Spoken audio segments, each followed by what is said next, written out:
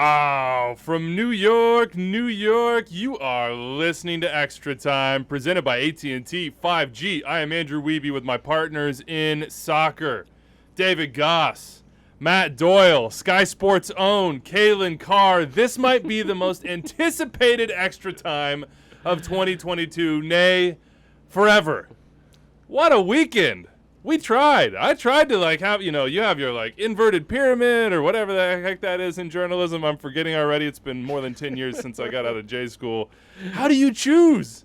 How do you choose what to talk about? We had a full, jam-packed. Luis Suarez wants to come to MLS. I mean, Josef Martinez is burning down the house. El Trafico, Cascadia, all of it. And then Wayne Rooney rolls in with 4 bags to Dulles, and he's like, I'm the new DC manager. Kick through the door. What is going on? Energy. I've got it. Caffeine. I've drank a lot of it. Monday morning is here, and by God, it's wonderful, Doyle.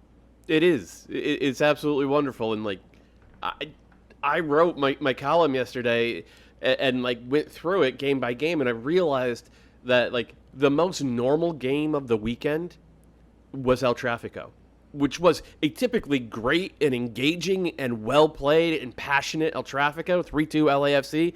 That was the most normal game of the weekend. Everything else just went completely off the rails, starting with DC, obviously, on Friday night, and it just kind of stayed off the rails through, Ache's debut in Houston with the madness late in that game, everything that happened in Chicago.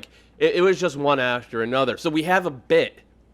We have a bit that we're going to do in today's show because there are 2 1A stories, okay?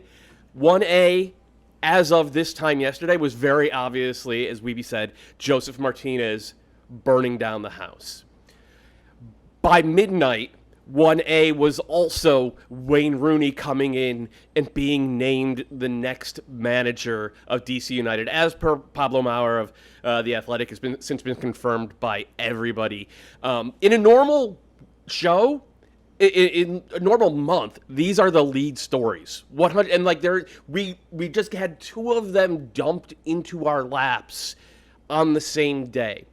So what we're gonna do is we're gonna have David Goss flip a coin to decide which one we go with first. I think heads is Wayne Rooney because, come on.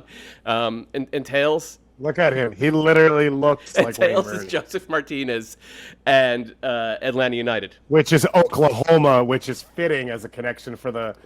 no, there's... Well, I don't know There's to use nothing here, but the space Atlanta United existed right now is very Oklahoma. The Oklahoma of your soul. Okay. Oklahoma just taking shots. Taking shots. They're in the upside... They're in the upside down world permanently. Dirt. All right, ready? By the way, I just wanted to be clear. Doyle did not hit his mark here in the rundown. No. There's a very clear spot for Doyle to hit this. He did not hit it. Flip the coin, and then I've got one other thing. We'll get to it. We're going to Oklahoma, baby. Take it to Oklahoma. The coin is from Oklahoma? Oklahoma, where the wind comes rushing down the range. I was just waiting for that moment. All right, so I guess we start with Josef Martinez. Ducks and geese better, yeah, before we get to Josef, though, Doyle and I haven't done content this morning. We've got nothing. We're just about to empty our tanks. Whereas, Kalen, you've already been on Sky Sports. So I just need a little taste. Before we do Josef, I need that taste. Luis Suarez says 5 to 6 MLS teams want him. He'll make a decision in 2 weeks. He's talking playoffs and timelines, and you got Rooney showing up with 4 bags, giant bags, and looking thick. What did they ask you about on Sky Sports this morning, and in what order, and how jacked are they for Wayne to DC? That feels like big news across the pond. We started with Shinya Shiki's Wonder Strike, which was my favorite goal of the weekend. Then we moved over to Minnesota, Vancouver. Vancouver's home form to see if there's cause for concern. What should we be expecting over here? What do they think about Andre Kubas's health? Is that going to be an issue long term? And then we brushed across Rooney and Bale and the rest. But we actually didn't get to Lingard, which I saw you guys smash. So I feel like you're kind of stepping into Sky's territory a little bit. So I like that. Yeah, watch out. Send a message. We got a little Anchorman situation going on. It was all Meet Wayne. us out back. It was all Wayne, which is it should be the lead A story. I didn't get to vote, not up to me. It's a It was coin. randomized. Completely Coin is randomized. the star. Yeah, it was. It was. I think there were a lot. There's going to be a lot of attention on Rooney, and rightfully so. And hopefully, some attention on DC wouldn't want the attention this week. So this is kind of like the ultimate what's the opposite of a Friday news dump? This is just like we need the Sunday save or whatever it is. Where it's just like, hey, look over here, somebody else. There was a dump taken on Friday by DC. Oh boy. 7-0, and you lose 7-0. You probably, if you're Wayne Rooney, your negotiating position got really good right after that. Really good. Like all of a sudden, all the roadblocks just went away. He's DC manager. Oh God, let's just get into it, man. And I guess we're going Joseph first, and I'm willing to take the randomization here. Atlanta United lose 3-0 at home. It's their worst home loss, I think, ever. Is that right? Is that correct? That's correct. They have an hour-long meeting afterwards. Players only. I think Pineda in there as well. A lot to be said afterwards. Well, hold on. That's not players only then, right? Okay. Right. Was it? It wasn't. Okay. It was just the whole team. Yeah. Good Okay. point. Good clarification. It sounds. Yeah. Okay. Sounds better when you say It players does, only. yeah. Apparently, according to Doug Robertson of the Atlanta Journal-Constitution, Joseph wasn't going to speak, and then the floodgates opened. What happened today, says Joseph? It happened what has been happening for the past 3 months or so.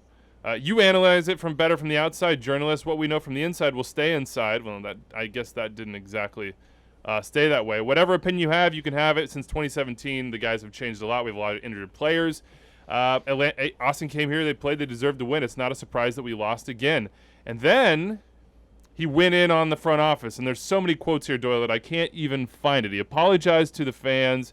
He said that players in training are not giving it their all, that they're not playing for the shirt, that they're not kids anymore. They're professionals. If you come here, you have to do what you have to do and actually, play at 100%. It's a message for everybody. He says it could be his fault. The tree that gives the most fruit is the one that's picked the most, which I'm trying to dissect that one as well. He says he has a... But I think the money quote is, if you come here, you have to know what we have to do. So if you don't come here for the 100%, probably you don't have to choose this club to play. That's a message for everyone. If you want to bring guys, it's because they want to play here, and it's not because of business. And that's happened for a long time. To me, that's the money quote. Like he said elsewhere, we need other players. He takes culpability himself. But that is as clear a call out of the front office and their approach to roster building and chasing the next big thing and driving out a lot of really good players following really the 2018 season, but then it picked up especially after 2019. I mean, that's as clear a call out as you can get. Joseph has said the past 3 months we've been like this. The truth is it's been 3 years. He also, because this is how big this is, that there are multiple money quotes, says this could be my last season here. I have 1 year left on my contract. I think that's a pretty big quote as well. I think that's honestly, I think it's a smaller quote than the Star coming out and like straight up calling out the front office. And I was talking with Sam Jones, DMing with Sam, who does power rankings and in the newsletter, and of course has covered Atlanta United since day one. And we were trying to come up with like a team in MLS history who was at or near the level that Atlanta was at after that 2018 season. Who's seen their roster methodically deconstructed in the same way that Atlanta's has been deconstructed over the past 3 years. And the only one we could come up with was that great Goonies San Jose team from a decade ago. Like, John Doyle just let, Moro, Betashore, Rafa Baca, like, Ike Opara, gone for no good reason. Could have re-signed all of them. And that's kind of what we've seen with Atlanta since 2019, and it was completely unnecessary. Guys like Julian Gressel, Darlington Nagbe, Tito Villalba was sold. He was very upfront about the fact that he still wanted to be there. Leandro Gonzalez-Perez, traded, sold, gone now, out of the league. He was a best 11 center back. For no reason at all. And that's, to me, like, that gutted the core of a championship team. And that, to me, is what Josef is putting his finger on. And I think it's fair to say now, after 2.5, 3 years, that roster teardown and rebuild has failed. Look at where Atlanta are. They're on, what, a point per game? Down around 11th or 12th in the Eastern Conference, despite having spent more money on players at every level, from back line to the front, spent more money on players than any other team in this league. Like, that's a failure. And that is the money quote. That's what Josef is pointing to. He's saying the guys who have built this roster have not done it. They have not done it. And the play on the field reflects that. Those guys, just clarification, and it probably necessary. Carlos Bocanegra, and you'd probably put Darren Eales in there as well, and the rest of the technical staff. You'd also point to head coaches. I mean, like the Frank de Boer experiment failed spectacularly, but even that wasn't as spectacular in its failure as obviously the Gabi Heinze experiment was. And now Gonzalo Pineda's in, and you have injuries, and Pineda's saying, hey, I have some fault here as well. I'm going to have to make some hard decisions and send some clear messages about effort and about what happens in training, about who gets on the field. It takes a lot to get to this point, Kalen, for the star player, and really we've said repeatedly, everybody knows, the heart and soul sort of Atlanta United and Josef Martinez to say something like this, and also a guy who said over and over, I want to be here forever, basically. You know, these are my people, this is my home. And look, there is negotiation going on here. It is the last year of his deal. The people that he's talking about, if indeed he is, and it's not hard to read, the tea leaves here, the front office, those are also the people he's negotiating with, potentially. Not potentially, like, obviously, for a new deal or otherwise. So there's probably some background on that as well, where maybe he's not getting what he wants in terms of what he thinks he deserves as far as an extension. Obviously, the team's getting about what they deserve on the field. Like, how does it get to this point in your mind, and where do they go from here? I doubt that. One, I don't doubt that there's frustration from Josef, right? You could see it on his face. And with the results and the way it's gone, and then what he's gone through personally with injuries over the last 2 years, is the frustration is clearly there. But I would doubt that it is sort of strategic in the sense of like positioning towards a contract or negotiations or anything like that. It just doesn't seem like his character to me. I agree. I'm just saying that's context as well. Yeah. No, I think it's good context for sure. And like the other thing is we don't hear from Josef a lot, and we don't hear from Josef a lot in English. And so I think that he's usually pretty cautious where when he says something, he really means it, and wanted to get this message out. I definitely read the part where he says he's going after the front office and some of the signings. I also think that that's a clear message to his teammates as well and individual players in the locker room, as a leader of the team, to say, this is not good enough. The standard isn't good enough. If you're not willing to play or compete, then like that message will trickle through the locker room as well to see kind of who shows up the next week or who's at training or not. And Pineda I think has a tough choice to make as well too, because he needs to ultimately, I don't think that's on the player. I think that's more on the manager to make those types of choices and to make those types of statements into the press. So yeah, I don't know. I think the thing for me is like, it looked, especially this game, but over time, it looked lackadaisical. It looked at times where it's just like there was 5 guys just kind of walking at once through stretches of this one against Austin, and especially on the goals. And that's just like an effort issue. And when you then have all the injuries, which you have to mention going through, there is no like safety valve of Miles Robinson to save you, to dig you out of something, which requires much more from the rest of the team to have some sort of at least solid defensive shape or setup. And this one was just kind of, just didn't even look like they were up for it. So I don't know. It's pretty awful right now, as you can see, and I can't really take issue with anything that Josef has said in this one. I agree with what everyone else has said. I would like to point out, from my point of view, reading this and looking at it, is one of his issues is the commitment to working from players in the team, whether current players or past players, and players coming into the club and understanding, the connection to the city and what the club stands for. You are the captain. You were the one given the contract when Miguel Almiron was sold to be the face of the team for the rest of the time and to be the bridge. So in all of this, and I understand he's had injuries and there's nothing he can do about that, and that's unfortunate, and I'm sure that's taken him away from the team at times, and COVID has changed a lot, so maybe when he wasn't healthy, he couldn't be around the team.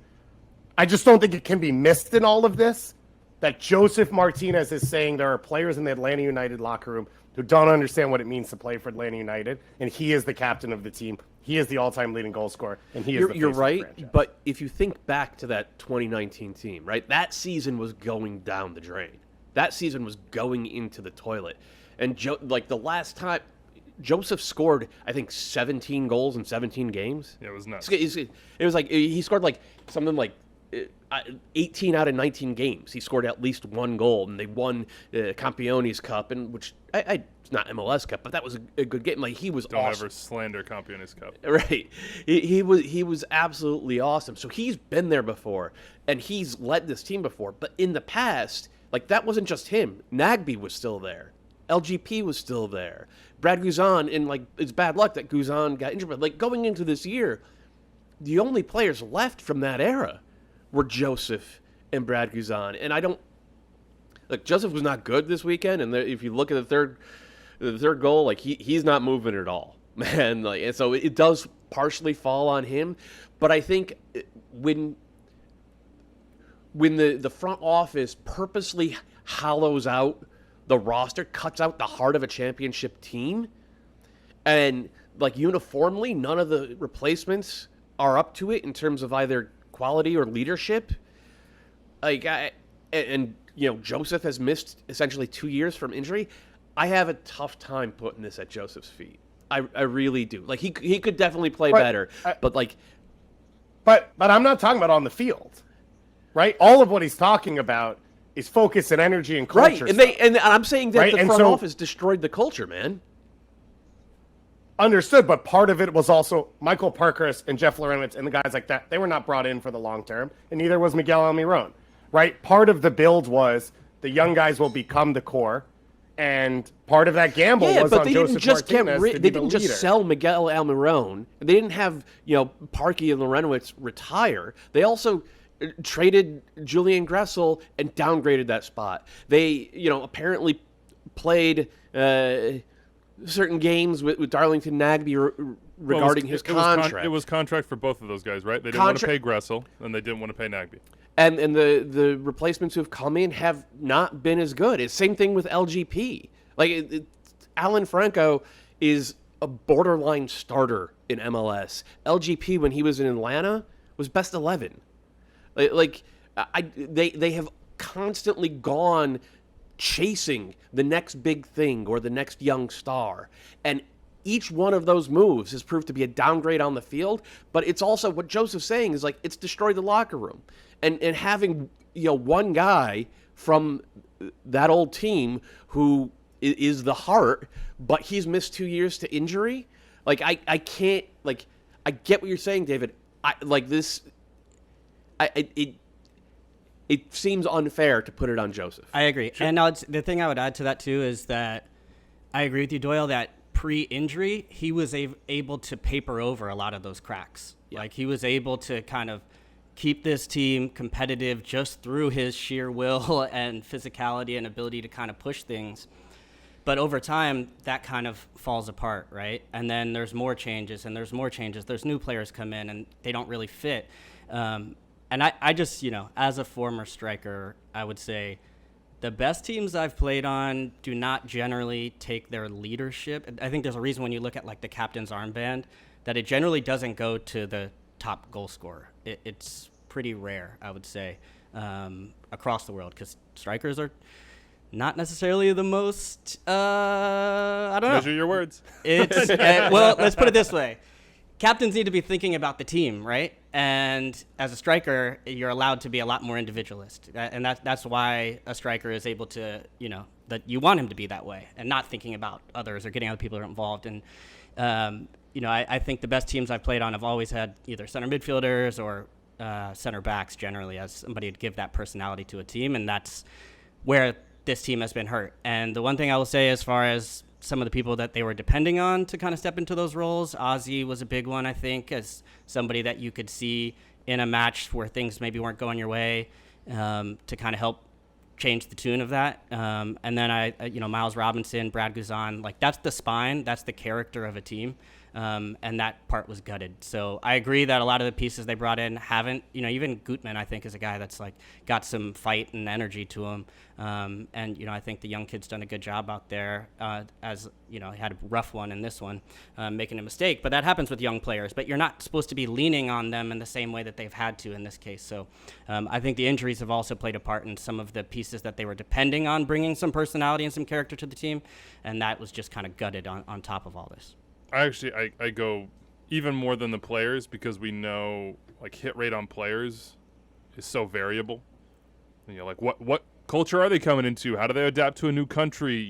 Barco comes into that loaded team and then has a ton on his shoulders and isn't able to carry it. Now he's back in Argentina. Pity just didn't work from the start, but the amount of money they paid was a lot. And then you have a bunch of other guys, the Alan Francos of the world, et cetera, mixed in. I put it even more so on the coaches. Like if you wanna have continuity long term, you knew Tata wasn't going to be forever. Making the right decision on the next two coaches was crucial. And not only was one of them obviously a huge bust, and there was a clash between players and coach almost immediately with Frank de Boer, and that group that was supposed to carry it over, to your point, Doyle, like just sort of was like, oh, hell no, revolted.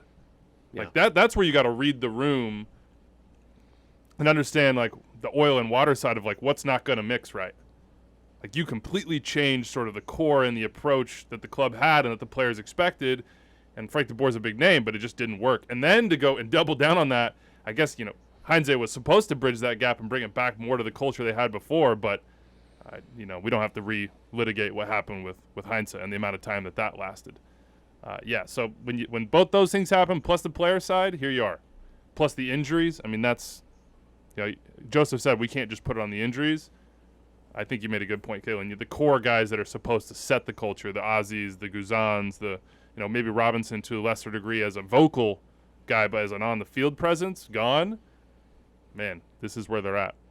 What does it get better quickly this year? Or does this wake them up? I mean, they're on national TV against Orlando, which feels like a lifetime ago. That seemed like relevant and hilarious. ABC, I want to say on Wednesday for Atlanta United as Heineken Rivalry Week continues. No, that's Weeby, do you think it'll get Sunday? No, Sunday. I have a hard time seeing it getting better. I think it'll get better because the four attacking players, I think they've played together now like 90 total minutes. So I think it'll get better because they'll be on the field, and they'll push for a playoff spot. They're not going to be in the stratosphere that their fans expect of them. They're not going to be in the space that they expect of themselves. They're not going to be in the space you, Andrew Weeby, expect because you're all look, it's not just me. When you spend the amount of money that they've spent, when you talk the way that they've talked over their entire existence, when you set expectations with your supporters and your fan base at that level, that's the deal. Like, people are going to expect a lot from you. If you want to be a big team, be a big team, and if you fail, then people are they're gonna point it out. I don't know. Like maybe you're not a big team if you're like, oh, alas, this year punt it, no biggie. I think it can get better. I just think, to Joseph's point, getting back to that original identity of what worked for them is more it's more like, it's not, is it going to get better in the next couple weeks or towards the end of the season? It's like, are these decisions that he's talking about, and I think he mentioned business reasons, right? And some of those are like these young, exciting prospects that are coming over, and like the market value for them, and I think falling in love with what happened with Almiron, which we've realized is not necessarily just like a repeatable thing to go buy the best player in South America or the best prospect in South America, and he's automatically going to walk in and light up the league the way Almiron did and sell for $30 million and all that. I actually don't take such a big issue with Atlanta taking cracks at those guys still. Like, I think that's fine. I think where they've missed is where Doyle is talking more of like finding these pieces either through the draft or through free agency to bring in to make this team really click in an MLS sense. And they tried. Some of the pieces and the bets they took were a little bit older, and those injuries can happen as a result of that. But I think if they can get back to more, I think the question is more, will they get better in the long term? And will they eventually get back to that identity of figuring out like who they are? And I think Pineda has the mold, right? Because he's come from Seattle and can understand that, you know, that what works. You look at Seattle's moves and who they bring in. That identity is kind of like, you know, we saw Chad Marshall. We've seen all those guys over time that help set a culture. And I think they need to ultimately find a way to get back towards that. 2 home games this week. Home against RSL on Wednesday, 7:30 p.m. Eastern, ESPN Plus, MLS Live on ESPN Plus, and then, like I said, Orlando coming to Atlanta on Sunday, 3 p.m. on ABC as part of Heineken Rivalry Week. By the way, Tuesday, Heineken Rivalry Week, Austin, Houston, 9 p.m. on Unimas, Tudian, and Twitter. We'll talk a lot more about that one. Let's cap this. We're 25 minutes in. We've had people begging for a 2-hour podcast on Twitter. We may yet hit that because we've hit but one AA story. Any other time, Wayne Rooney rolling through Doles with 4 brand new pieces of large, I'm staying. Rolling through Doles? what? Did I screw that up? Okay. Oh, Yeah. no, They said Doles, yeah, I was but I was talking, like, whatever it is. I was maybe he has speaking no too idea fast the name of this and airport. imagining Wayne in his Weeby athleisure. knows all about the Dulles brothers, right? All right, I'm gonna send you. I don't I was even gonna actually say, know yeah, who it's you're gonna named have after. to- I gotta educate send me. you guys some reading. Okay. There you go. Hit me up. Okay. Wayne shows up with 4 large pieces of brand new luggage. He's not there, on a trip. This is a long-term thing. Pablo Maurer tweets the picture. Pablo was all over this thing, waiting at the airport, somehow stayed under wraps. Pablo told you on MLS Today, Dave, that this has been going on for a couple weeks, right? And that they've kept it under wraps. Once the reporting started, it just started running. And I believe that he will be introduced today unless there's some other special announcement that DC is going to make on this Monday. I think it would be pretty. They're adding a new Yeah, set of taps at the Heineken beer Messi behind the Ozil will goal. open a new coffee shop on the other. I don't know what it would be. It Yeah. seems to definitely be Wayne Rooney. Wayne Rooney's coming to coach DC United. He's back, baby. He's a little grayer in the beard. Understandably so after all the stuff at Derby County. But he has chosen to continue his managerial career where he was such an inspiration as a member of Lucharu. God, it's just wonderful. It's just so good. Like, Charlie went on an epic rant on Saturday night about how DC had given up on 2022. How they had just said, you know what, screw it. Like, we don't care. Whatever. We'll get through the season. Don't expect anything of us. Then they go sign Wayne Rooney. Dave, what do you think? I don't know that they actually saw this coming, would be my guess. This feels like something maybe that Wayne Rooney on his side more was pushing for. And I can't guarantee that it's going to be successful, or I'm not even sure. But it's more promising and exciting than whatever I thought this coaching search for DC United would end with. Like a guy who's now, he kept Derby up one year. Then they started last year with a 21-point penalty, and they still almost stayed up. Total, he got them 55 points, which would have been like 13th or 14th in the league. So he's had a bit of success. He's obviously a huge name. My understanding is the fan base is a big fan of his. Like they felt when he was there off the field, he was engaged in the community, in the culture, in the city, as well as obviously his play on the field. So I think there's a little more buy-in, both from the players and the fans, because he's a huge name. And I think the biggest hope would be that he can be a controlling force pushing DC forward in terms of the types of players they're signing, the types of talent they identify, and the way they operate in this league because of how big a personality he is. And you'd hope he got some of those guarantees in coming in where DC hasn't hit at those levels. So all of that's super exciting. And I don't know, we've had a lot of these over the last 5 years, right? Henri came in as sort of a first-time head coach or a young head coach. Gabriel Heinze, Matias Almeida. There's been a lot of big-name young coaches that have come in. I think there's no consistency on the hit rate, but Wayne Rooney is one of the biggest names in the world of soccer, and DC for the second time now it puts them in a stratosphere globally that they didn't exist in before he got there. I mean, I'm excited. How excited should? No, yeah. Did I not sound that excited? You know. I mean, no, fair. he's not playing, so they gave up 7 goals on Friday. He's not immediately going to fix those things, and on top of that, it feels a little bit late to fix things in terms of roster this year, right? If he's going to fill 2 DP spots with players who are going to be the core of his team, you don't want them to rush, and I would be surprised if he had his MLS depth chart, hopeful signings in his pocket when he came and talked to DC a couple weeks ago after coaching in the championship. So it's exciting, but I don't know how soon it really affects the team. Photo memory, I think it was. I don't know if it's my phone, Apple, or I can say Apple now on this show, right? Nice. Well, actually, it came from your Apple iPhone, perhaps through your Apple TV. Yeah, and it was like a week ago. Yeah. Okay, we got it. It was like a week. We don't have to do that yet. And it was interviewing him down in DC when he signed it. It was like a week ago. So, they were in a similar point in time and place on the table when he arrived. Now, they also had some other factors coming in, most notably the backloaded home games that were leading towards trying to make a run towards the playoffs.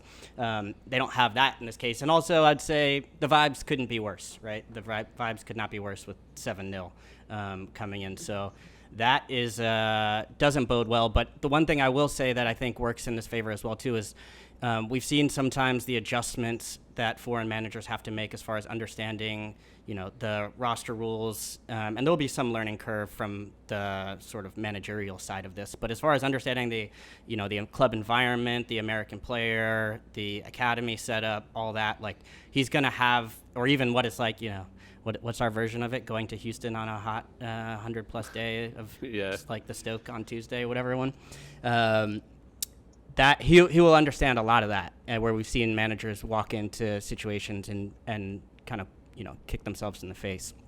So that part all looks good. I mean, I think the more promising part for DC is they're going to have to change some of the roster, and they need to add some pieces. And having like a player comes in, a big star comes into your team, and you suddenly get a massage therapist, you suddenly get nicer meals after training, you suddenly get all these different perks. Like that would be the perk that you'd be hoping for, is that he can go to the ownership group and say, look, you spend some money on me to come over here, right? But like I'm not playing this time, so you need to put some money behind going out and signing some players. I think they have 2 designated player spots up, and what we saw with Taxi this year, which has seen some moments of really top play, but maybe not really always connected to another piece.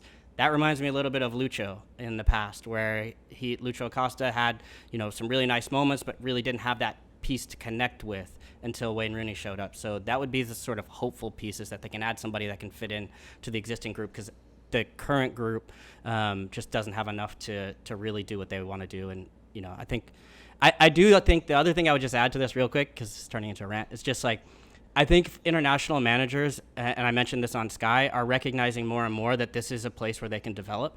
I think we saw Thierry Henry come. His stint was cut short due to family reasons, which is a concern as well in this situation with Wayne Rooney, based on what we know happened on the last time and some of the reports and the documentary, or whatever you want to count. But same time, Patrick Vieira also had time to develop, then went on to Nice, then goes to Crystal Palace. So you can actually create a much better environment, and Derby sounded like a mess.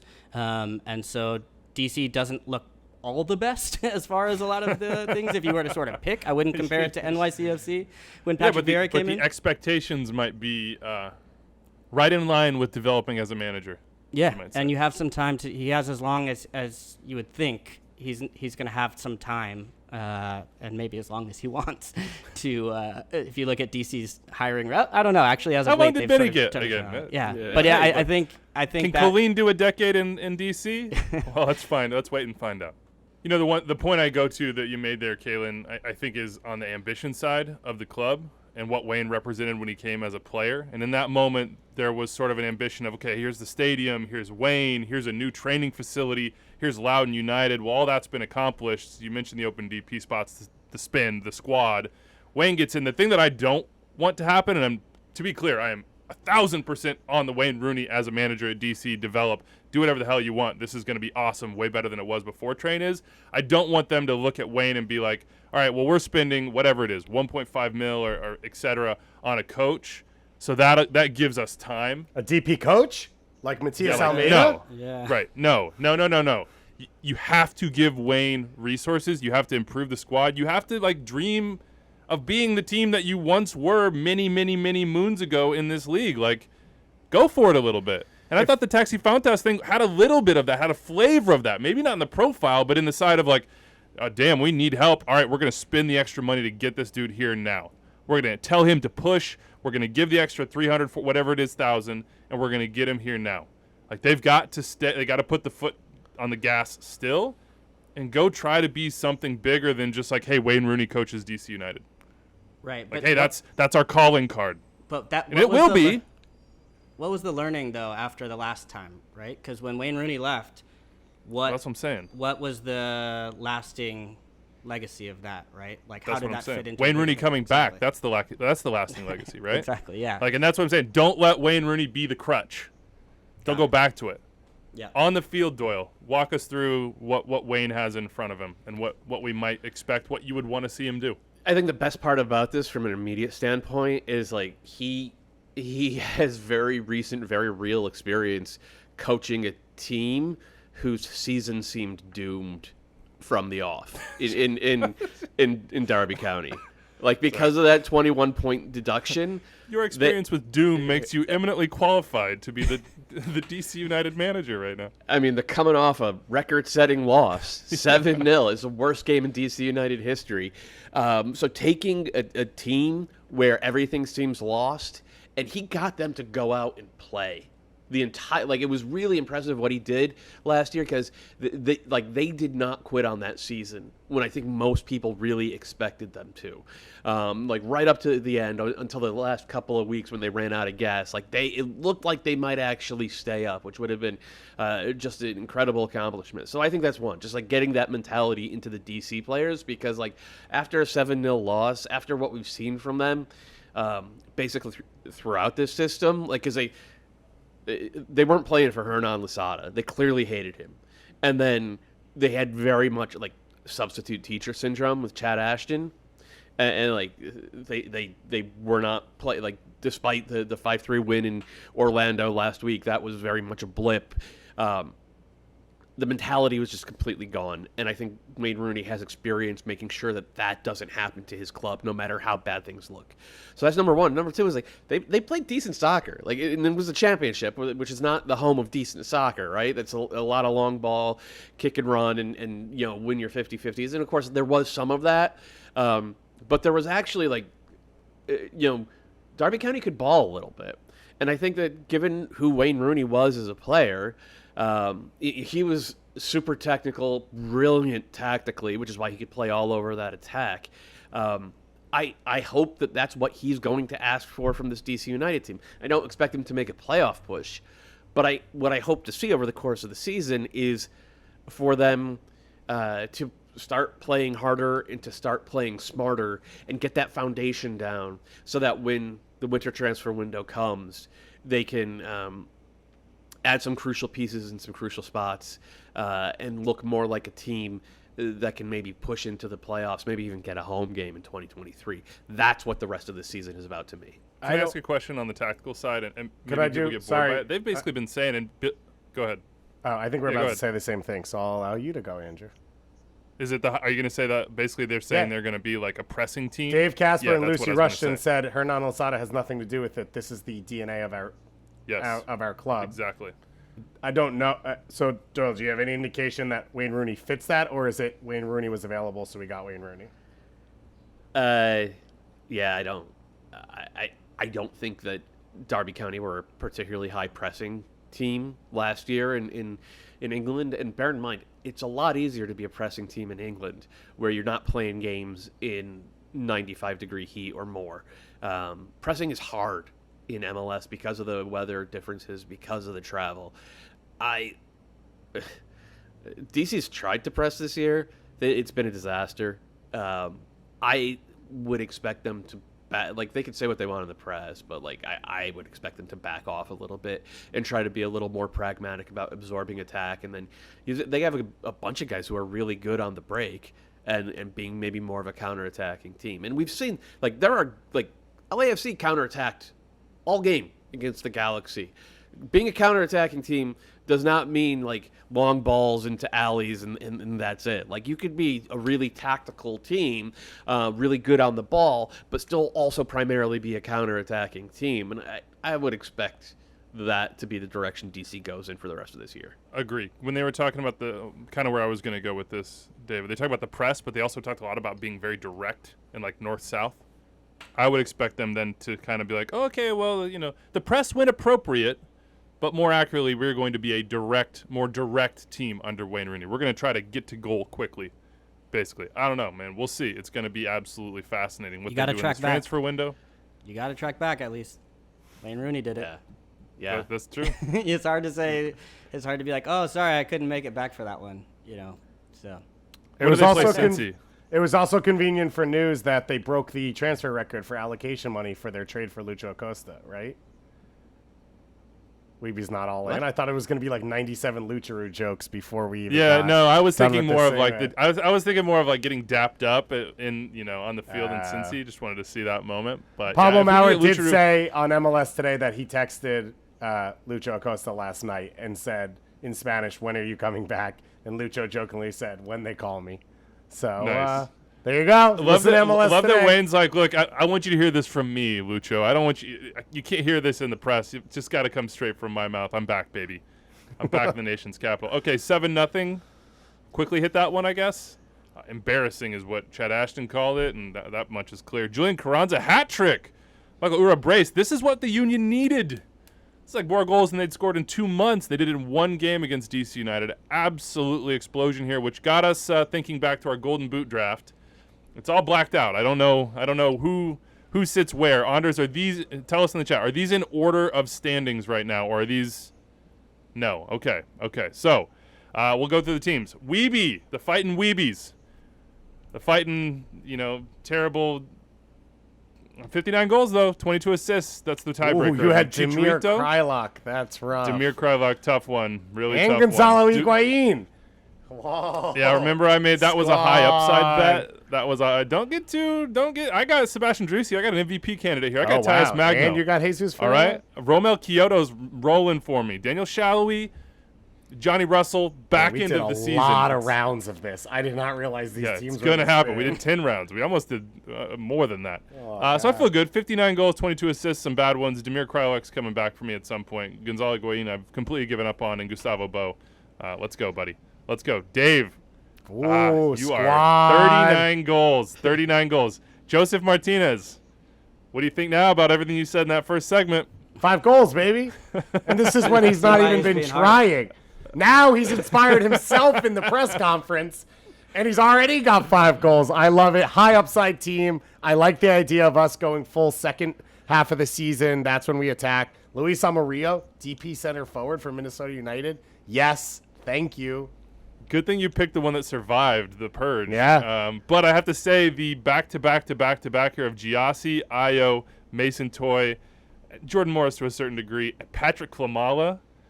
If this was XG, you'd be up there, but it ain't happening. And then Shaqiri was your Gonzalo Higuain. Listen, I got tax breaks for buying domestics, so I went all right in a row there. Gotcha. Kalen, currently second. I would guess that Doyle is first. 48 goals. Rui Diaz, Hani Mukhtar, good one there. Brian White, a little disappointing. Books is gone, so that one's a little dead wood for you there. Miguel Berry hasn't worked out the way we thought it might work out in preseason. Reynoso, better pick than we thought. Lorenzo Insigne, the ace up the sleeve, Lorenzo Insigne.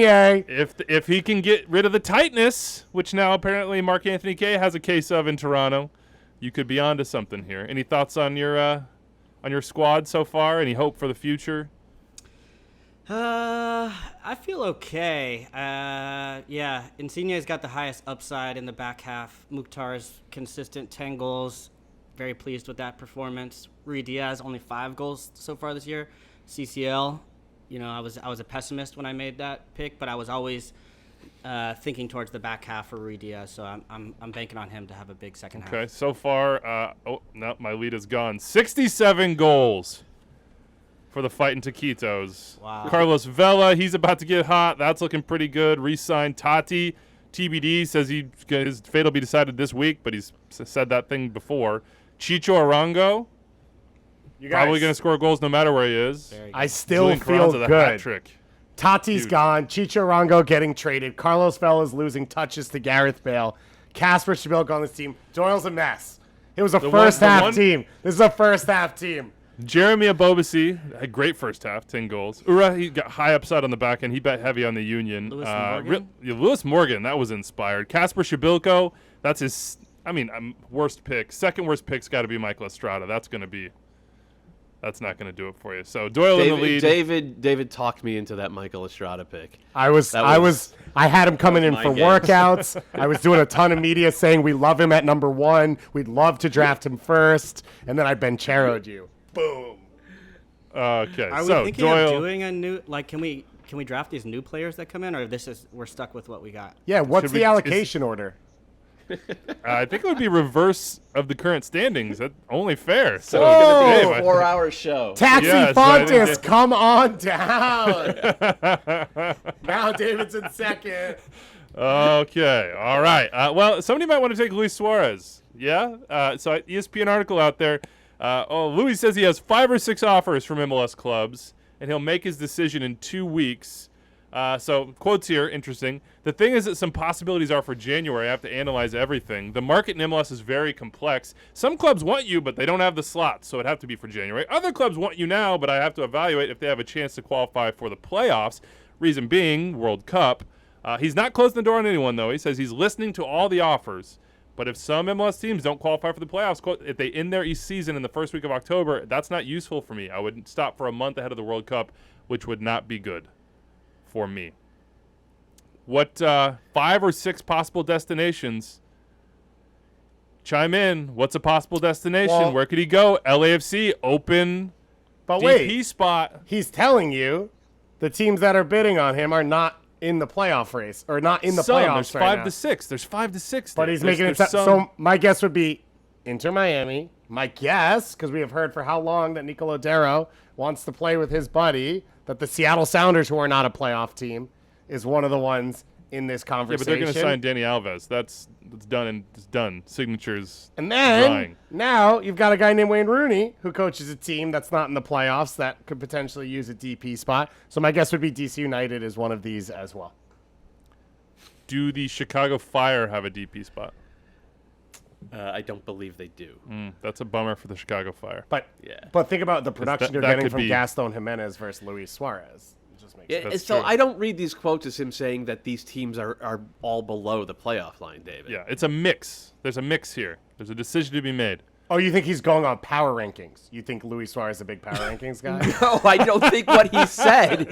He said it's important that teams are in the playoff race. He didn't say it's only teams below the line that are bidding on me right now. Though from what I have heard, Luis Suarez is a huge fan of the Power Rankings show, which, of course, Andrew Wiebe and I host every Tuesday at 2 p.m. No, I'll stop. On Twitter Spaces. I'll stop. Correct. Also, a MLS Daily podcast feed, if that's probably where Louis gets probably it, where he gets is it on the from, podcast feed. He probably is not listening Can live. I say Pato the probably obvious thing texted here? him. The obvious thing is Nashville buys out Ake Loba and puts Luis Suarez into that squad.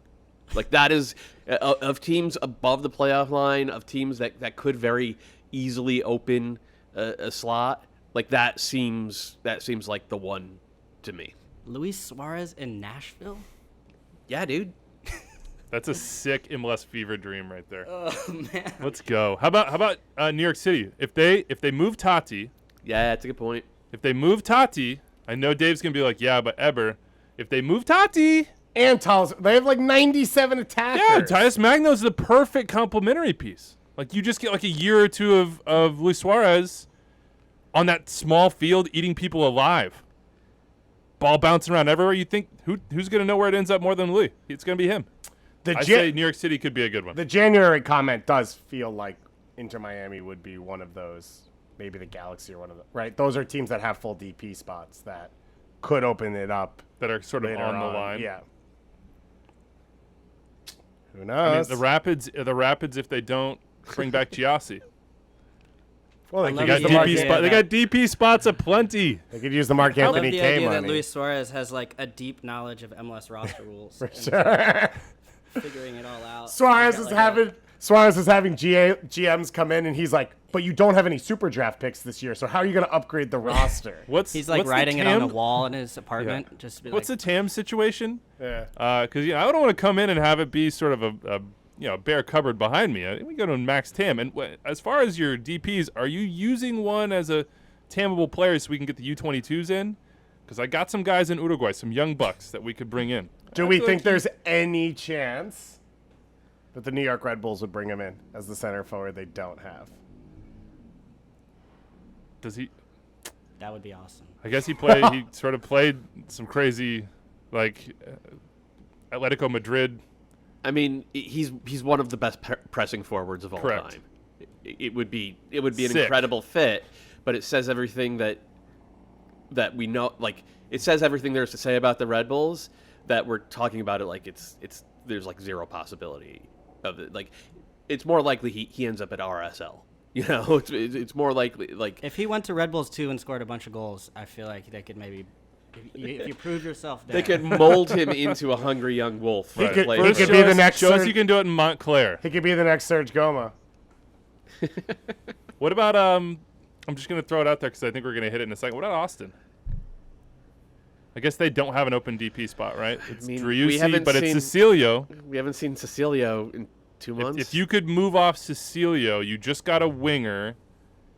I love Maxi Arruti with all of my, arrow slinging heart, but like, what about Driussi LAFC? and Suarez? What about LAFC? What, and then you play Bale on the wing? Yeah, and he's more of a super sub? You move Arango, you use the DP slot on Suarez, and you have Vale. Now I'm just combining everybody's names. You have Bale and Suarez up top. Isn't this the kind of move? Isn't this the exact kind of move, like moving off Arango, that we just ripped Atlanta United for half an hour? I do not believe that LAFC is going to move Chicho Arango until I see it. Like, I can't imagine. He's 26, 27 years old. He's got, 22 goals in 35 games? He's been amazing. They don't have to move him to bring this player in. DP hits the cap at only so much. Like, moving him is to cover the resources you've lost on Chiellini and Bale and maybe trying to shift some other things besides just pure roster spots. But you don't have to do it. The other piece of it is, I don't think they're going to make that move for someone of that age. It sounds like they would move Arango for like a DP center forward who will be the future of the team for 5-6 years. All right, so start the 2-week countdown on Luis Suarez. Where's he going to go? And can a team get enough points in the next 2 weeks to convince them that they might be a playoff team? What's our cap situation? We'll find out. How much does Louis want to know about MLS? Yeah, of course. Ooh, can I throw out one more team? Orlando. We got a good Orlando segment coming up. They won a rivalry game on an own goal in stoppage time, and their fans are wondering whether they're the best or the worst. Let's get there. Look, we've waited, I don't know, Anders, what is it, like almost 50 minutes to get to El Trafico? That's got to be a record. We got to get some forgiveness. 53 minutes to get to El Trafico. Incredible. 3-2 LAFC. Gareth Bale in the house. Just like Chiellini, he got the water bottle treatment, and they're like, hey, here's the loudspeaker to do the final chant with our fans. But they won El Trafico, did LAFC, and that's a big deal for them. Sasha Kleshchian on our watch-along basically said that he thinks center back is the weak spot for LAFC. We'll see if Chiellini can change that. Carlos Vela's starting to play well. Gareth Bale was very, very jet-lagged and extremely exhausted, you could see, but he's excited to be there. Chicho Arango is scoring goals. I think it's 21 in 35 games or something like that.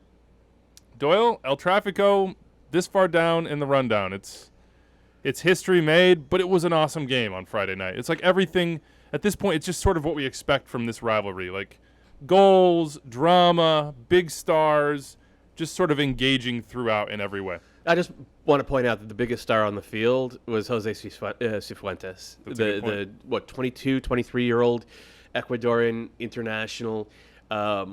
He is as big a win for LAFC in terms of player development as guys like Atuesta and Diego Rossi were. And we probably haven't given him enough due on this show because he doesn't fit any of Weeby's narratives. Like, it has to be more of a narrative guy rather than just a good soccer player for us to talk about. He was absolutely spectacular running the show, and he's a 10, but he actually drops in and like operates mostly from inside the opposing team's midfield shape.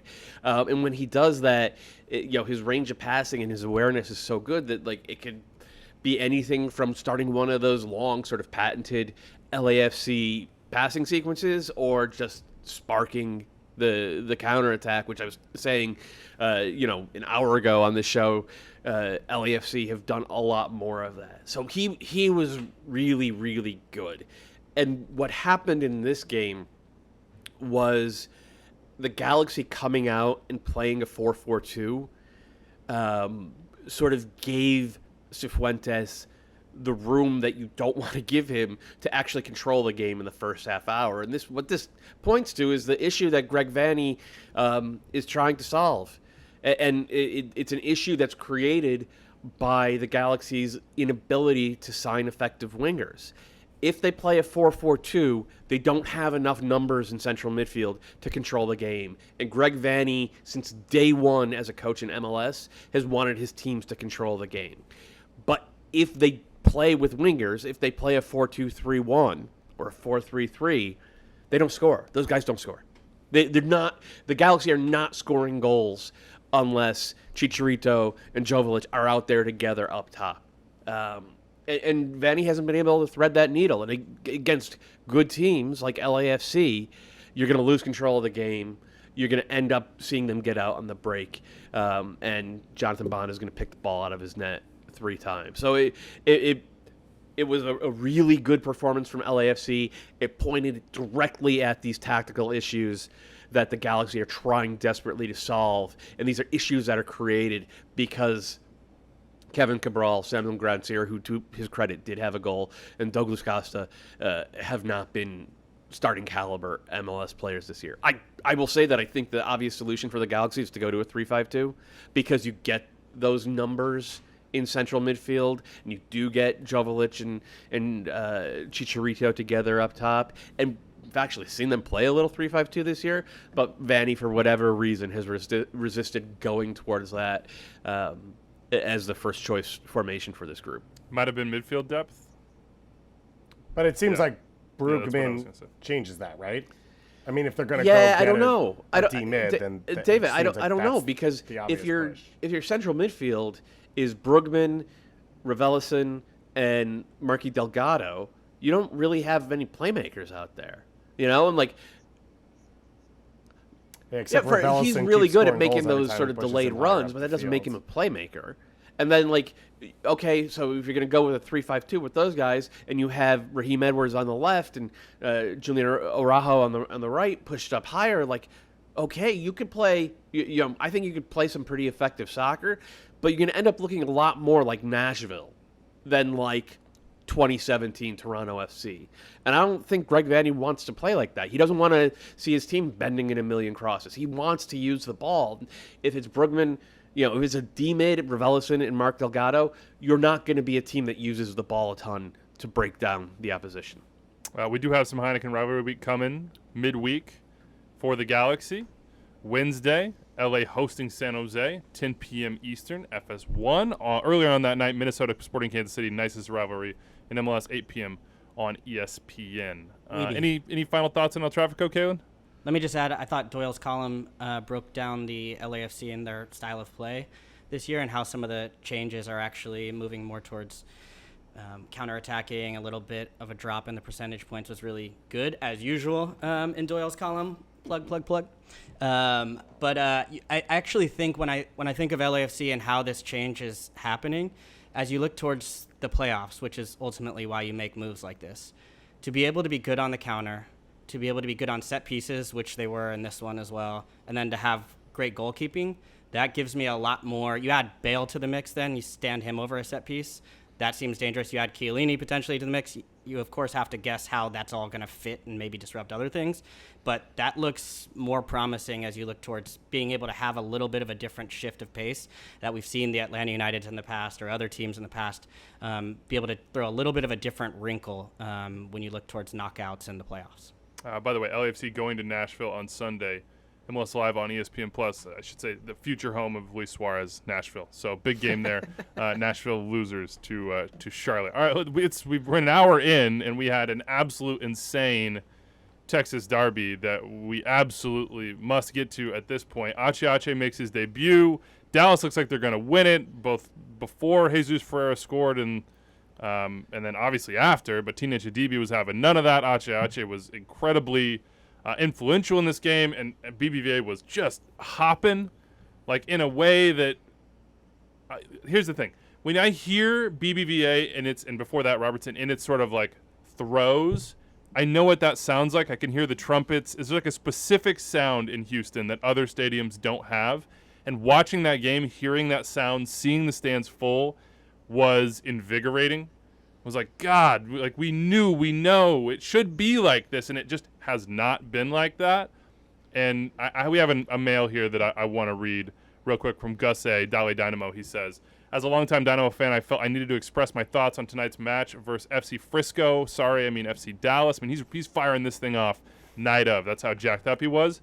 I want to let the MLS community know that the trash being thrown on the pitch and inappropriate chants are not representative of my city and Houstonians. Passions boiled over on the pitch and the fans followed suit. There's no excuse. So on behalf of the majority of the Dynamo fan base, I want to apologize. You may have seen after Jesus Ferreira scored the beer cans flying. Again, how many times can we say it? Don't throw stuff, like ever, but in particular in the stadium, at players, staff members, referees, literally, just don't throw stuff at anybody. So on behalf of the majority of the fan base, he says he wants to apologize and everybody who had to clean it up. All that said, the match felt like a rebirth of the Texas derby. It was heated, open, and the drama on the pitch fueled both teams to literally give it all they had. Couldn't have asked for a more entertaining introduction for Ache, who made an obvious difference the moment he came on. I'm not sure we were offside to have that second goal called back, but I eagerly await the Cheez-It Boys dissection of the match in its entirety, and I definitely am going to start calling Charlie and I the Cheez-It Boys with a Z.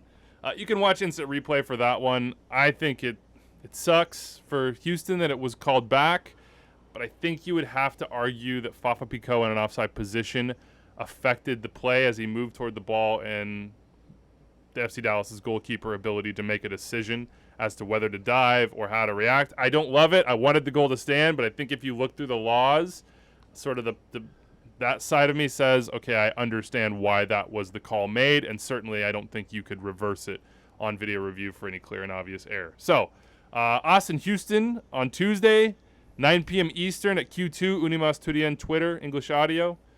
Anybody have a burning desire to get their thoughts off their chest after this one? It was a really, really fun game. And Teenage Adibi, latest goal scored in regular season history? Latest goal scored in regular season history. Also, Brendan Cervania with the latest red card in MLS regular season history. So congrats to him as well. Let's just not bury the lead. Ache making his debut. He came on in the 55th minute.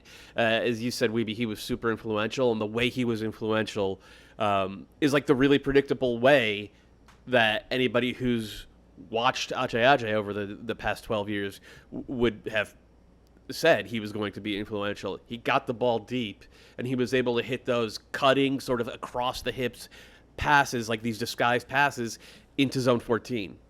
And the game for the first 55 minutes had been tipped, not completely, but like I think more in Dallas's favor, and that's Dallas's thing. They like to have pitch control. And Ache came on, and he completely tipped it in the other direction, and suddenly Coco Carrasquilla was playing higher, getting the ball on either side of King On, the Dallas D-mid, they play with a single pivot, so there's space to either side. Ache was just continually picking out him or Darwin Quintero or Herrera dropping back off the front line, finding them in those gaps and constantly forcing Dallas to rotate and scramble and wear them out. He was really, really good. He was really, really, really good in this game. That said, we also saw on the Herrera goal, the one deep in the stoppage time, or early in stoppage time, that made it 2-1 Dallas. We saw his lack of foot speed. We saw his lack of ball-winning ability. He lost a 50-50 that ended up going straight down to the other end of the field and ended up 2-1 Dallas. So you saw a lot of the excellent stuff that's made Ache honestly one of the best midfielders in CONCACAF history.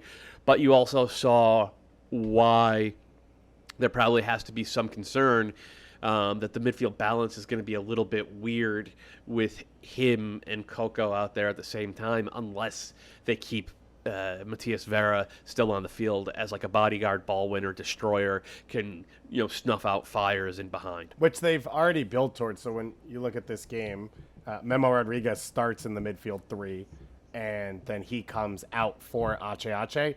They took out Sebas Ferreira at the same time, and they brought Yulfarson on the left wing, and they played Darwin as a false 9 over the last 40 minutes of this game, and Fafa Picault kind of floats into that space as well. But it was interesting to see it that way. You assume, obviously, Sebas Ferreira will be on the field most of the time, so you won't see that as often, but I feel like Paulo Nagamura has at least already has built over the last few weeks sort of the pathway to getting Ache into the starting lineup full time and keeping some of what Darwin Quintero does well and hopefully keeping the team solid. So I would expect their best 11 right now, and there's rumors around Fafa Picault's future, whether it's in MLS or Liga MX, so we don't know. It feels like a 4-3-3 with Quintero, quote-unquote, on a wing, and Ache, Coco Carrasquilla, and Vera, that midfield 3. What'd you think, Kaylin? You're our resident go-to on all things Houston, LA Dynamo. No, Herrera was great. Winning tackles, I think Doyle mentioned that distribution from deep lying positions, getting the ball forward, and then just some of the small things he does so well. I think recognizing the short corner and just creating enough space to loft that one to the back, which was an insane volley by Teenage Adebi to bring it back across, and then he gets the goal late. So yeah, huge for Houston, and just seeing the crowd again like that was amazing. And like you're saying, looked very familiar to me. But I imagine there were a lot of new fans in the stadium that had come to see Herrera, and to get it wasn't 3 points for the Dynamo, but to get that last half of that game and then extra credit for everything that happened late, that's big. I think that really goes a long way for fans to be like, wow, I got to see Hector Herrera play. He was great. This team is fun. It's exciting. They fought to the very end. They came back late. I think that's going to go a long way for the local crowd and getting that back to being more of a regular thing in Houston. I was exhausted watching the game from home because it was played stoppage time from the 60th minute to the 114th minute.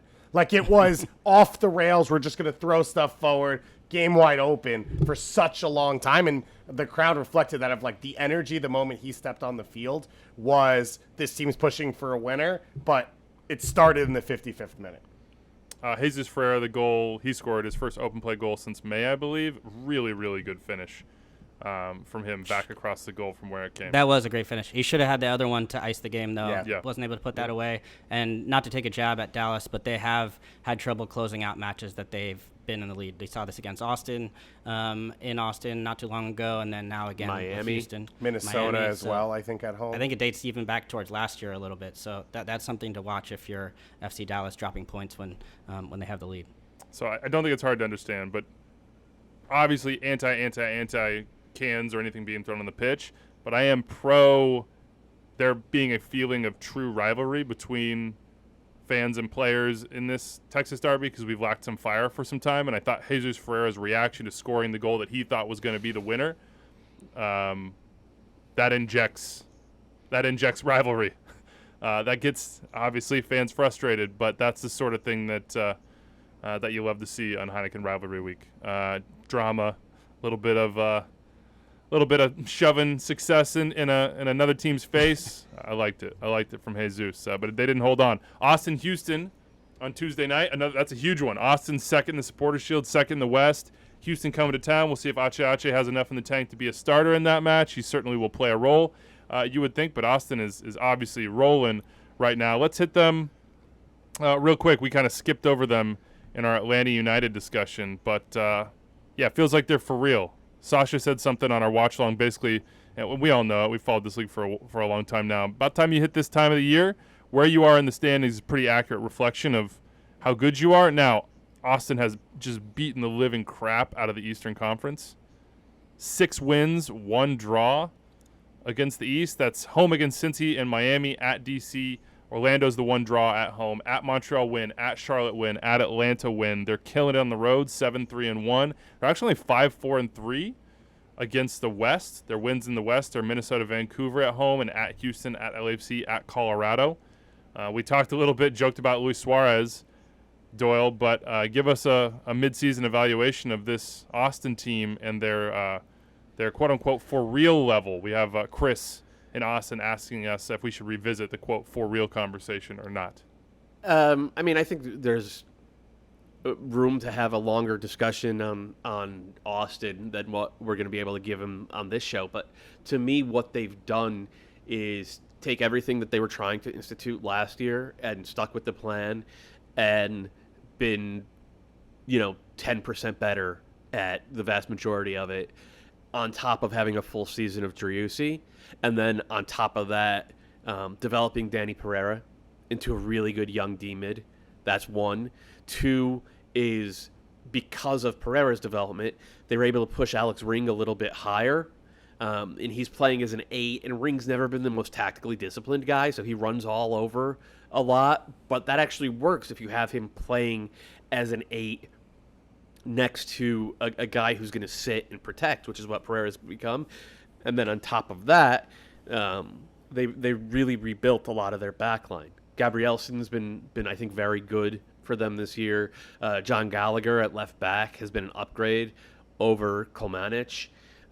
Nick Lima has sort of fallen out of the starting lineup at this point at right back, and that I think that competition has been pretty good. So getting just like the baseline down last year and then having the courage to make a couple of big changes, but stick with the fundamentals has paid off, and they're playing better soccer. It's not necessarily showing up in all of the advanced stats, but that's okay because it's showing up in the box score and it's showing up in the standings. And I think that Josh Wolf would be happy to make that trade-off. And if you would like to hear more MLS Today tomorrow, we will have Chris Bills of Austin coverage for the striker and Victor Ariza. We're going to do a long breakdown heading into the Copa de Tejas. Boom. Yeah, congrats to Chris and all the folks at the Striker, thestriker.com. The Striker News now. Is it the Striker News? Including our own J. Sam Jones, who will be there Atlanta United. Including our own J. Right? Yes. So, it's a really ambitious project, and we wish them all the luck in the world. We're already subscribers. Yes, more money for more soccer coverage is a wonderful thing. Seattle blanked at home against the Timbers on CCL Celebration Day. Stephen Fry said, I don't know if we should have done it today. Nobody really talked to us about that. Brian Schmetzer said it sucked. Yeah, it did suck for them, but it always sucks for the home team, it feels like, in Cascadia. I want to say it's 10-1-1. Did I pull that one from your column, Doyle? Road teams over the last 12? Yeah, and That's insane. I didn't get to check it, but our good friend Jeremiah Oshan tweeted that one out, so I'm just taking King Jerry at his word. Yeah, if he's wrong, pile on Twitter, all right? Just pile right on top of him. Eric Williamson Appreciation Hour. Who wants to do the Eric Williamson appreciating? Anyone? I do, but I feel like I've led all the most recent segments. Does anybody else have something to say about? You want to go? Kalen's scared because Anders told him to keep it quick on this segment. So Kalen's too worried to talk. No, Williamson, it's awesome to see him back and healthy. He is a player that connects their defending and attacking different than anyone else in their roster, and so you can see a clear difference when he's on the field and when he's not, and then his aggression going forward. He draws the red card foul from Jackson Reagan, just being a player who's aggressive going direct, being able to dribble through the lines as well as pass through the lines. So he's a difference maker for them because no one else does what he does. He's special because he's a national team level player when he's healthy and when he's fit. And I said this a bit on MLS today, but him coming back into the team, huge. Their ability to give Santiago Moreno a bulk of minutes already this year because they didn't really have any other options has turned out really good for them because now he is a leader and I think a pretty consistent attacking force for them. And so you look at the field and they've got players who can pull you wide and force you to defend. And then there's spots for Blanco and Williamson to pick up the ball and attack. And if Niashgoda is going to finish, this is going to be a pretty good team. We have not seen proof that he will finish consistently all the time, but right now he is. So this is a team that had 3 wins. We had a lot of Portland fans always up in the mentions in our email saying, why don't you talk about this team more? 28 teams in the league, man, and when you're having sort of a mediocre mess season with no real interesting points, 3 wins in the first 3 months, well, you don't get talked about much. 3 wins in the last 4, though, Doyle, including a draw at Nashville. That's Colorado, Houston. You can argue about how impressive those are, but those got them on the right track. At Nashville, it's a good 2-2 draw. Again, Nashville's form not the best, but at Seattle, 3-0. What's there for the rest of the season for this Portland Timbers team? What can they become over the rest of 2022? I mean, I think the ideal is that if Williamson and Sebastian Blanco stay healthy, then this could be a team that gets hot over the next 14 games and it comes into the playoffs as a side that you absolutely do not want to meet up against, whether it's home or on the road. And I don't think that they have the upside that the 2020 group did, the one that won MLS is back, which was actually, Eric Williamson's sort of breakout performance. But if he's out there, they're, I think, probably better than the group that made it to last year's MLS Cup final. And he just gives them such a different dynamic with the ball in midfield. Like he forces opposing midfielders to commit to him. He forces them to react to him and play at his level, and then at his rhythm, and then once they do that, he has the skill to pick out passes like what we saw this weekend on the first goal and what we saw last week at Nashville. So they're a better, more well-rounded team, but they have to stay healthy. And the other thing is, they still have a lot of guys who, Blanco's 34, Diego Chara's, I think, 36. Luis Mabiala is up there as well. They have guys in key spots who have to be able to hold on for 6 more months. Boy, Diego's 36. I just turned 36 yesterday. I would trade bodies with him right now. Name your price, Diego. I'll live forever, man. We're not going to talk about Seattle. That's our gift to you, Timbers fans. Chicago Fire 2. They were up 2-0. Columbus Crew 3. Cucho Hernandez, all the way down here, an hour and 20 minutes in, $10.5 million signing, club record for the Crew, scoring the winner, and we push it all the way down here. Haven't even got to Mark-Anthony Kaye, which we will in a second. Kaylin, I'm throwing you this one. It's better to be a Dynamo former player than a former Fire player at this point. David and Skokie, Saturday night's Fire Crew game was fireworks night, and nothing says let's celebrate that gut punch of a loss like post-game fireworks. During the fireworks show, they were playing music from Chicago area bands, and it felt like Surrender by Cheap Trick was a little too on the nose. My question is, what's wrong with the Fire, and what should fans be hoping for? Can Shaqiri become the David Goss Theorem Player of the Year in 2023? We're already pushing that to 2023. Crazy.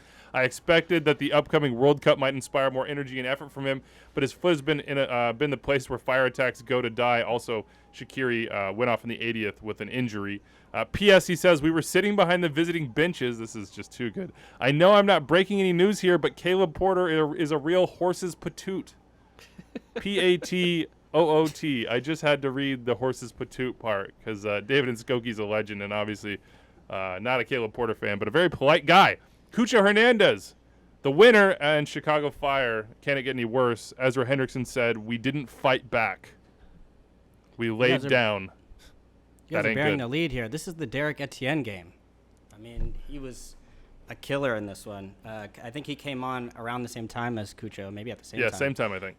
The two totally changed the game, but just the connection of them and then the lack of connection between the Chicago back line where, they have Cucho kind of in a good spot where they're pressing high, and then I think Navarro was on the far side and just kind of turned into a passenger and just watching the whole thing develop. And I mean, that was the whole story of the game. I mean, even just continuing, the ball would go behind them and defenders would just kind of watch, and Derek Etienne would be happy to continue to fill that spot, and Diaz makes a nice ball across, and then it turns into another one where player gets played in behind, and Cucho shows his quality. But from the Fire perspective, to be up like they were, even just looking at the way the ball got turned over, it's giving me flashbacks to what we've seen from the Fire. And Doyle and I will text about, I thought that was gone, where like, wow, this is now just going back to a lot of the same, sort of crazy Misery. errors and,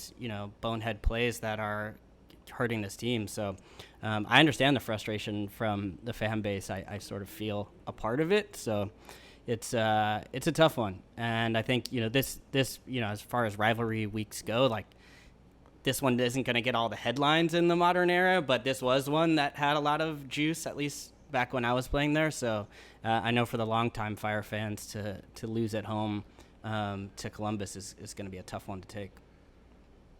Cucho, though, nice little finish.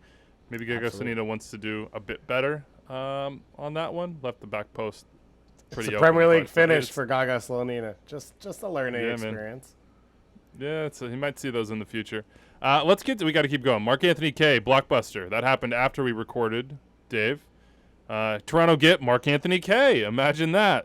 Reunited with Bob Bradley. He has said a lot of things about how Mark-Anthony Kaye is going to be on the same sort of wavelength as he and Michael and the veterans on this team, and is obviously just, more of a developed pro than Ralph Priso, who goes the other way, in addition to $1.025 million in general allocation money, plus a 2023 international roster spot. We would say those are worth about $200 minimum. So you're talking, I don't know, you're saying Ralph Priso, in addition to a 2023 first-round draft pick for Toronto, Ralph Priso, they're saying probably worth in the 700,000 GAM range, if you're sort of reading between the lines. They made it happen. They wanted him. They made it happen. They got rid of a good young player in the process, but we've said it over and over. I mean, you don't go get Insigne, you don't get Bernadeschi whenever that happens. Salcedo to a lesser degree, but he seems gone soon. If you're not thinking win now, and it seems like they're thinking win right now. Yeah, you bring a player in who obviously came through under Bob Bradley at LAFC, so has that connection, has that understanding of what he asks, but plays differently than all the other pieces that you've brought in. He will cover ground, he can defend, and so you start to get a little bit of protection for what Michael leaves you exposed to, and then I don't know, I guess they're going to play 9 different 10s on the field together. So there's one player in Mark-Anthony Kaye that's not that, as you said, at the peak of his powers. Also for TFC, right now they only have one World Cup Canadian player on their roster, most likely, unless someone young sneaks in. So this is kind of a big move as well for a huge moment in the country's soccer history to be more central to that, and hit with him and Jonathan Osorio. And technically, when Osorio gets to the World Cup, he won't even be a rostered TFC player at the time if it stands. So I don't know where they have $1 million in allocation money. I have no idea what the books look like in Toronto. They bought out Josie. They're paying Mavinga. They're paying both the goalkeepers. Salcedo's a DP. They're bringing in Italians. Jesus Jimenez makes $1 million. So congrats. Maybe it's on the conversion rate. You get extra if you do it all in loonies and toonies. And then I'd say on Priso, I think the package was always going to look like this because Robin Fraser has such a background with the TFC Academy, and Toronto does not have other assets to give out. I really like Ralph Priso. He's not win now, so it makes sense. I'm actually impressed that they only had to give him up, I would say. I thought they'd lose 2 young players in the process just because I thought that would be the requirement in what they'd be sending the other way. So I think Toronto did okay in that, right? And it makes sense for Colorado. Mark-Anthony Kaye doesn't want to be there. They recoup all the money they lost on the trade for him, plus now the money they got for Kellen. And you assume that international roster spot they flip as well for a team that's up against it in this window. And now you've walked away with money and one of the best young center mids, I think, in Major League Soccer. Colorado, Doyle. Give me that side of this trade, like winner, loser, what it says about their season, because they're below the line. But this was a team. What am I hallucinating? That finished second in the West last year. Top of the West. Top of the West. You were my hallucination wasn't even like. I didn't dose hard enough. Okay. It does not feel like a win now move for Colorado, but at the same time, you could see like Mark-Anthony Kaye was not playing well this year. Just wasn't. He didn't seem to necessarily fit the way Robin Fraser, I guess, wants his team to play. And so they had a chance to move him to a club that really wanted him, to a manager that really wanted him, and they got a haul in return. It does, from that perspective, it feels like this is going to be a rebuilding season type of approach. It really does, because you traded a guy who's in his prime for a prospect in cash.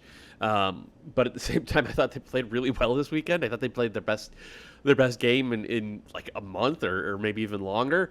So maybe, and like the gap from not ready to ready for talented young players, which is what Priso is, could end up being like 2 weeks. It could end up being really small. So it could end up helping the Rapids this year. But on the face of it, this feels like, what we tried to do in keeping the core from last year and just adding strategically didn't work.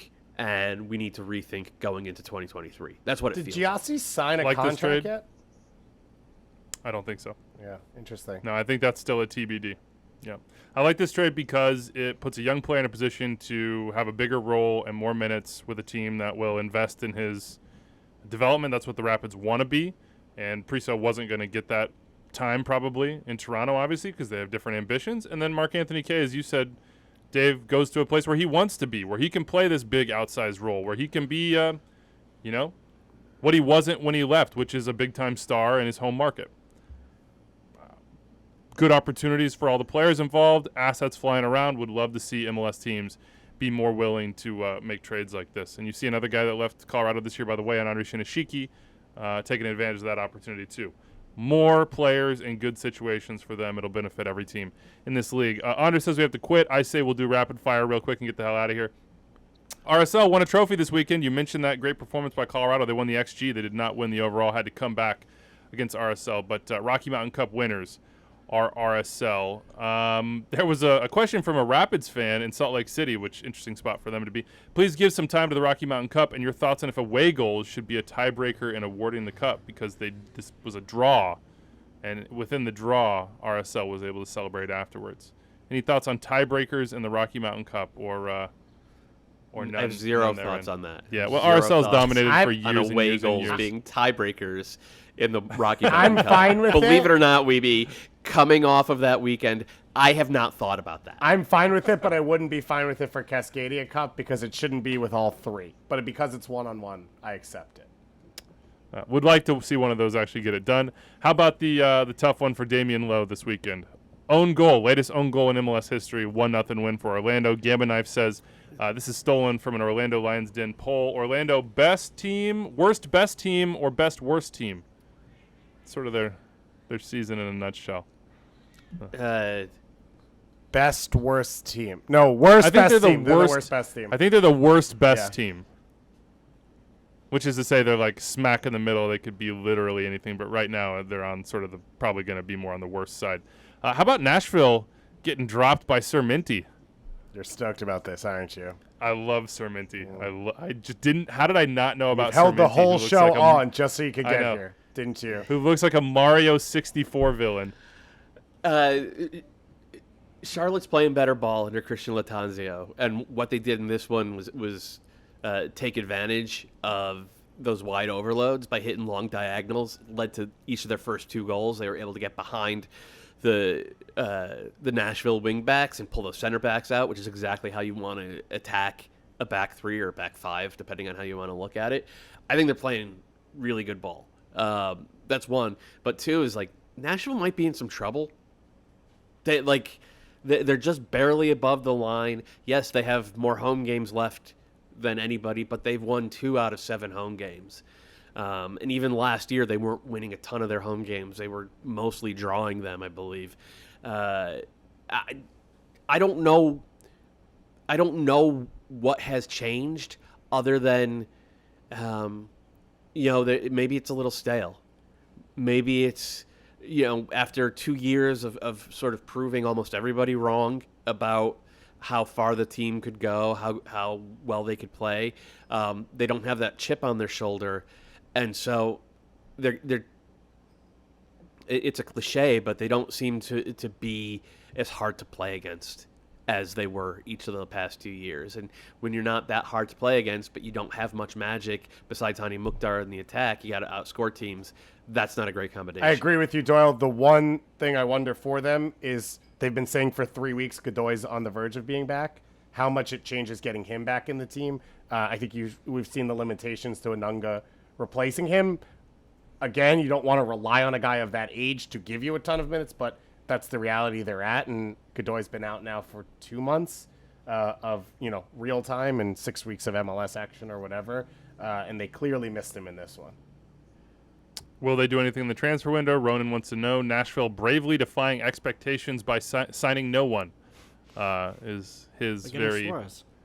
Yeah, that's a good point. Forgot about Louis. Sorry, I was just looking up Sir Minty's shoes. It looks like some like bootleg Balenciaga. That chain looks fake too. It goes right with the throne. Yo, though. this is just obvious jealousy from Kalen towards Sir Minty. I mean, I love the Sir the Minty smiley out your face. mouth. He's gonna The jump in your. smiley He's gonna jump in your nightmares real I quick. like the crown to the side like that. That's cool. But I do think the throne tradition that Swiderski engaged in this weekend for Charlotte is super goofy. It just looks really funny to have him go full kit king with a crown on afterwards and with like a silly smile on his face. But hey, they're winning at home. And they're looking pretty good. So we'll see if they do anything in the transfer window. Could get even better. We did not talk about NYCFC. They won 4-2 against the Rebs. 3 penalties in the first half, one of which I don't think was a penalty. I don't think Kessler on Tati was one at all, but Tati's a sneaky guy. And I don't think it should have been a dog red card on Andrew Farrell either, but NYCFC get through. Tati atop the golden boot and says, this is it.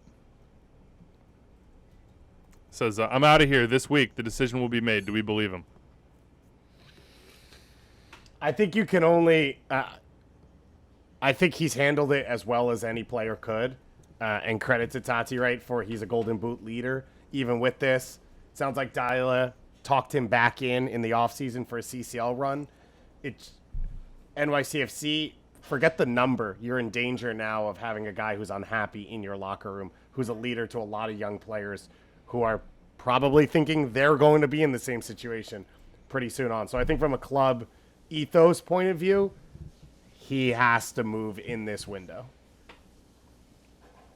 We've thrown a lot of options around. It doesn't feel right now like there's a ton of smoke as far as one specific club with rumors. Maybe there doesn't have to be.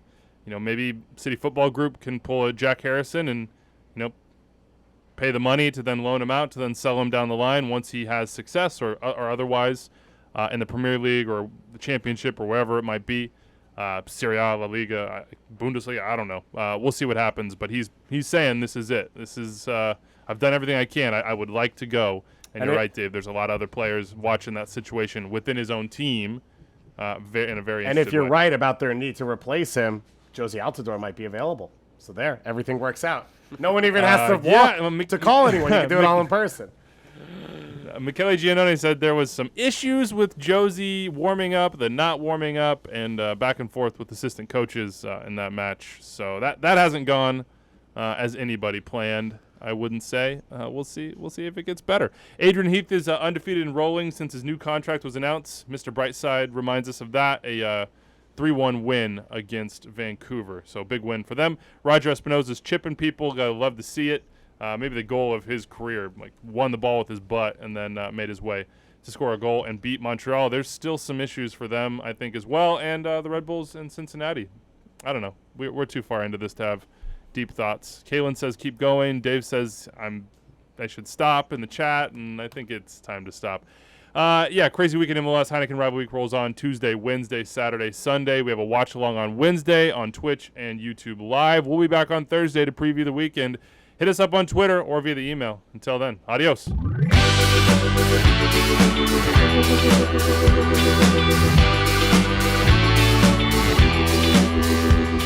Congratulations, you made it through more than an hour of Extra Time. That means you love the show, and if you love the show, you probably want more episodes. Click right here for more episodes of Extra Time, and here to subscribe to the MLS YouTube channel. Thanks for following along.